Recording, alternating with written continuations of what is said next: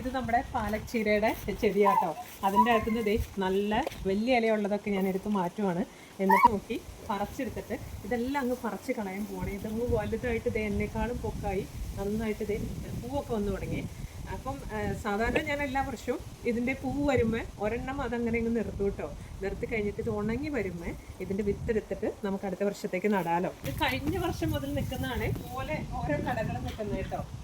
പിന്നെ പൊക്കാൻ നോക്ക് കുറേ നമ്മൾ ഉപയോഗിച്ചു കേട്ടോ. നമ്മൾ പറിച്ചെടുക്കുന്ന ഇതുപോലത്തെ ചെടികളില്ലേ, ഈ ഓർഗാനിക് പിന്നുണ്ട്, ആ ഓർഗാനിക് പിന്നിലേക്ക് അങ്ങ് ഇട്ട് കൊടുക്കും കേട്ടോ. ഇതൊക്കെ എല്ലാവർക്കും അറിയാവുന്ന കാര്യമായിരിക്കും.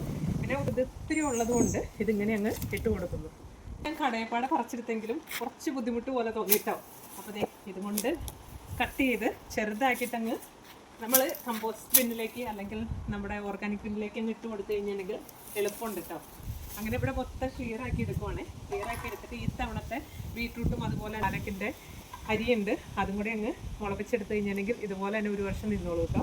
നമ്മുടെ ലാസ്റ്റ് ബീട്രൂട്ടിൻ്റെ കടയും കൂടെ പൊക്കുവാണ്. ബീട്രൂട്ടിൻ്റെ കട എങ്ങനെയാട്ടോ ഇരിക്കുന്നത്. വലുതായി കഴിഞ്ഞ് കഴിഞ്ഞാൽ ഇതിൻ്റെ അടിയിൽ ബീട്രൂട്ടൊന്നും ഉണ്ടാവില്ല കേട്ടോ. ഇതിൻ്റെ ഈ പാകത്തിനായിട്ട് ഒരൊറ്റ വേരയിലാട്ടോ ഇരിക്കുന്നത്.